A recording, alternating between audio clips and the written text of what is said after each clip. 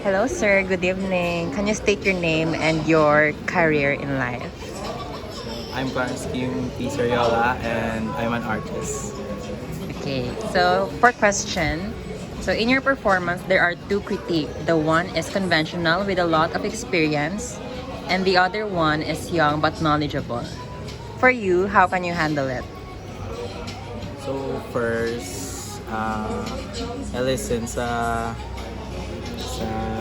the one nga my experience, but also i-take ko man ang perspective sang isa ka bata or sang isa ka artist nga nag-start pa lang. So mabal ano man ang views sang different na artists. Yes.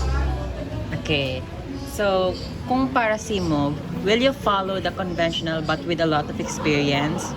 Or ang isang young but knowledgeable? Or both?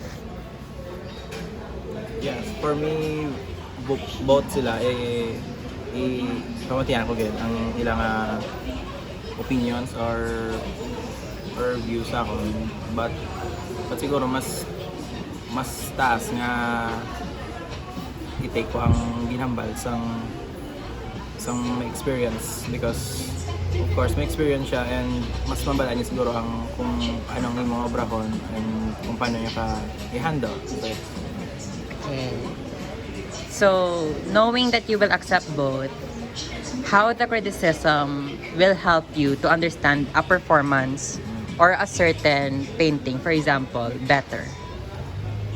So, ako bilang isa ka artist, dako gid nga more important isa ko ang views ang kung sino, kung ano ka man klase. So, with that nga may isa ka artist or nga may lots of experience sa pagiging artist, and mas mataga niya ko dako nga improvement, and also kung ano ang views ang isa ka nag-start pa lang should take man that kay, because mas mayroon man sila nga view nga kisa hindi tagid mabalaan, but also dako man ang bulig para sa atin. So Okay. Thank you. Thank you. This is Clarence Kimper Suriola, is a visual artist and a painter. Thank you.